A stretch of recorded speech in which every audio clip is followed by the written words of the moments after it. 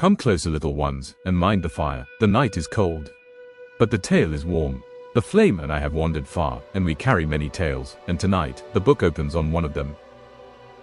They tell of a creature so lonely the desert itself wept for him, the sad mummy. There are many tales of how he came to be, and no one knows which is true. So lean in close, and I shall tell you one.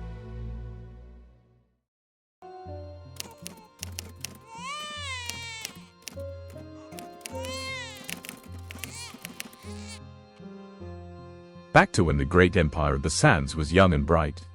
The first tale is the gentlest and the saddest of all. Once, they say, he was a prince, the very youngest child of the first great royal house of the desert kingdom. He was born to gold and laughter, with brothers tall and proud, and a throne so far above him he never thought to want it. For he was a gentle boy, you see. He loved stories far more than crowns. But then, oh, then, a sickness came creeping into the kingdom. A terrible blight that withered all it touched, as frost withers a flower. And one by one, it took his family away. And to keep their littlest prince safe from the blight, they shut him away all alone, behind a great stone door, thick and cold, that no one was allowed to open. No hand could reach him, and not one face was he permitted to see. There was only the dark, and the silence, and a little boy far too small to understand why the whole wide world had turned away from him. Day after day he waited, listening for footsteps that never came. The great door closed with a sound like thunder, and then, nothing. Day after day after day, the little prince sat in the dark with no one at all. Only a single thin sliver of light crept beneath the door, the last small piece of the world he was allowed to keep. He would lie beside it for hours, that little line of gold, and pretend that it was the sun. He had almost forgotten the sound of another living soul. And then, one morning, soft as a feather, a voice came whispering through the wall. The little prince sat up at once, hardly daring to breathe, certain he had only imagined it. But it came again, gentle and kind, calling to him through the cold, cold door. T was a servant girl, little ones, no older than the prince himself. She had heard him weeping, all alone behind the door, and her gentle heart could not bear it. She could not open the door, of course, no one in all the kingdom could. But she could sit beside it, and so she did, settling against the cold stone as if it were the dearest of friends. Every single day she returned, and through the stone she told him of the world outside. She told him the gossip of the court, and the color of the morning sky, and tales of her grandmother, a strange and clever old woman who lived at the edge of the city. They whispered that this grandmother could tie and untie the very threads of fate with her own two hands. And the prince loved that tale best of all, and begged to hear it again and again. And so, for the first time in all his lonely little life, the prince had a friend. A friend he had never even seen, only heard, only felt, in the warmth of a voice through cold stone.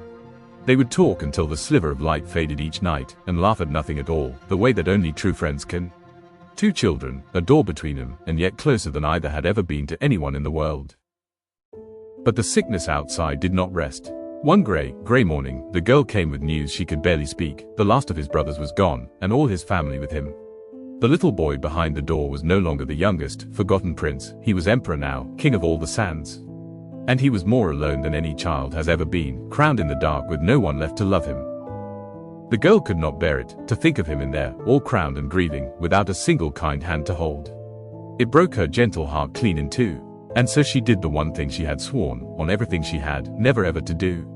She took the great iron key, she turned it, and she ran inside to hold him. He threw his little arms around her, his very first embrace in longer than he could remember. For one perfect moment, little ones, he was not alone, and the dark did not feel so dark at all. But then, something began to change.